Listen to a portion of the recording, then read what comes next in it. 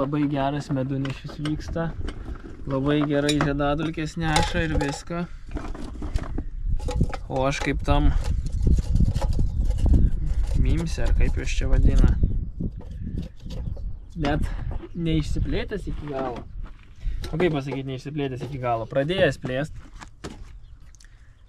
Ir dabar Tauragėj nesu atsivežęs nieko ir tik tai sandėlį turiu atsargų dar. O reikia dar. Tai bandysim kažką padaryti. Pasižiūrėsim, ar pas mus reikia ar ne, ir laukia ilga kelionė pirmyn atgal.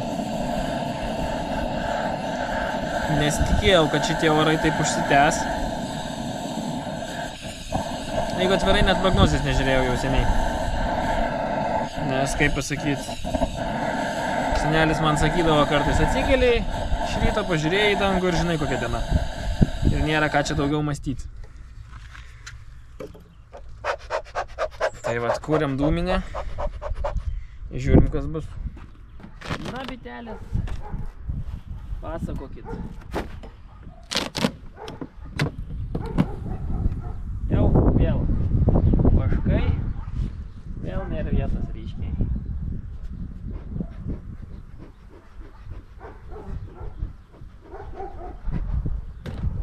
Įdėjom vaškuolės kada? Įdėjom vaškuolės nepamenu kada, pasakysiu vėliau. Ir jos yra krašte ir jau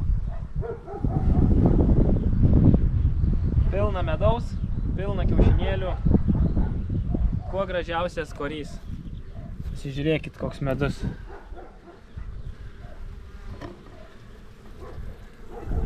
Visur medus, medus ir kiaušinėliai. Eina sau. Pasižiūrėkit, Bukfasto motina. Kokia didelė. Naujas valdas apžiūrinėja. Eina sau. Kaip visos duoda kelią jai.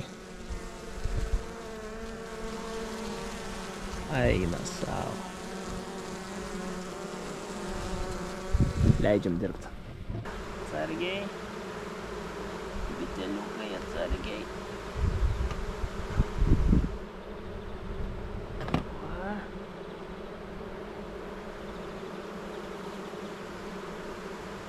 Vieni kiaušinėliai visur.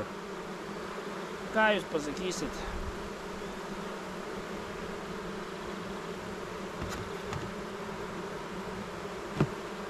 Vieni kiaušinėliai. O Vily karšta kaip? Tai net vau.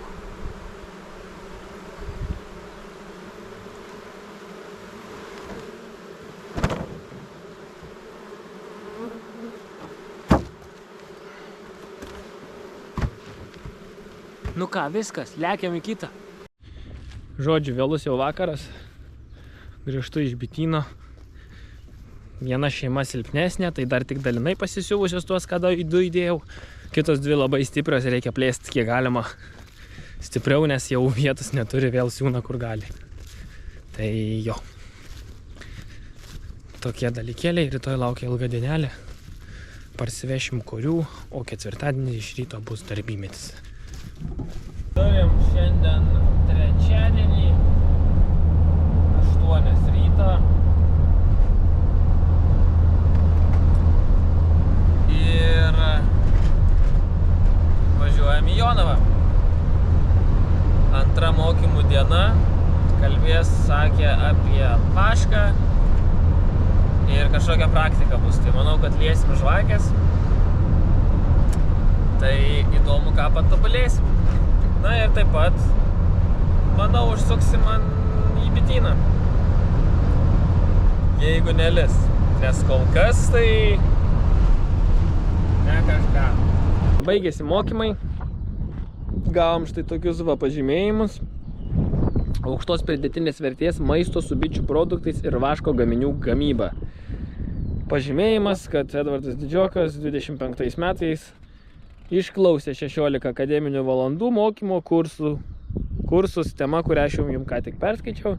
O taipogi mokymuose kalbėjom apie paskutinę dieną, apie tai, kaip vašką reikia lydyti, įvairius būdus, kaip... O, pažiūrėkit, klevai tuoj žydės, jau vakrauna. Tai apie įvairiausius būdus, kaip žvakes galima lydyti, gaminti. Ir gimė iš to idėjų, kurių dėka galbūt ir jūs galėsit pabandytas žvakes daryti. Tai dabar nors ir diena prastesnė, nes senai lijo, lendam mes į avilį, pasižiūrim, kas čia įvyko per pastarąją savaitę, nes, kaip jau matėte, Tauragiai darbas vyksta kaip reikalas, tai pasižiūrėsim kaip čia. Nes dabar kol kas situacija realiai visur yra vienoda. Kas sodai pradeda žydėti, blindės žydi jau į pabaigą, visokios pagriorės ir pelkės. Tai kol kas sąlygos vienodos daugiau mažiau visur. Tai vat pasižiūrėsim. Darbas irgi vyksta, va.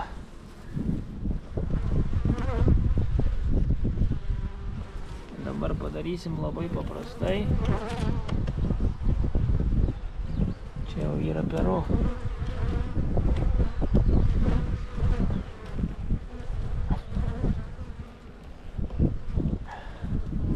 Labai pikiuoja.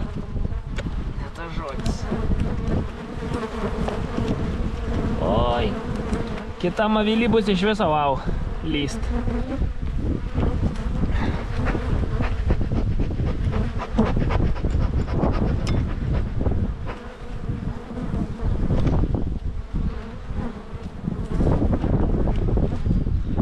Reiks išsivalyti pykius.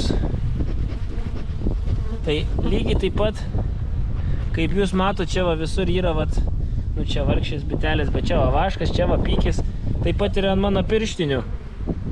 Tas juodumas, tai čia yra pykis, sulipęs, sulindęs ir nuo pykio taip atsiranda.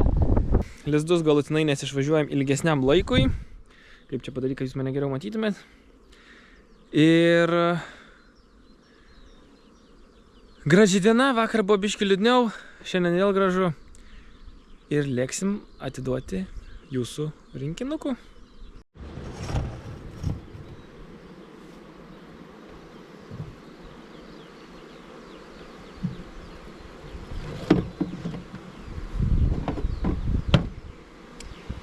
Įdėjom antradienį vakare. Šiandien yra ketvirtadienis 10 valandą.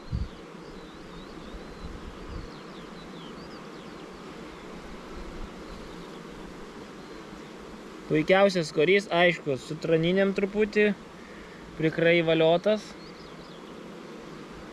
bet sutvarkės. Jau nektaro įnešta į jį ir viens kits kiaušinėlis. Ai, ne viens kits, daugiau va. Na, labai gerai. Ką, plečiam lizdą toliau. Kuku. Šiaip labai malonu, kad taip stipriai susidomėjot mūsų velykiniais rinkiniais. Tikrai buvo labai smagu. Nebeturiu daugiau rinkinių. Aišku, jeigu labai kažkas norėsit, padarysim. Bet šiai dienai viskas.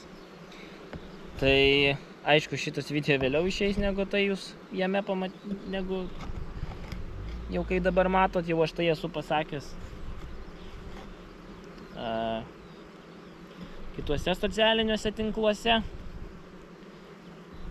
Bet vis tiek, ačiū Jums, kad domitės, kad naudojat mūsų gamtos dovanas ir tokiu būdu prisidedat prie bičių laikymo. Taip, jų yra ir gamtoje, ir visur, puikiai vienos gyvena, bet reikia ir mūsų bitininkų kartais pagalbos.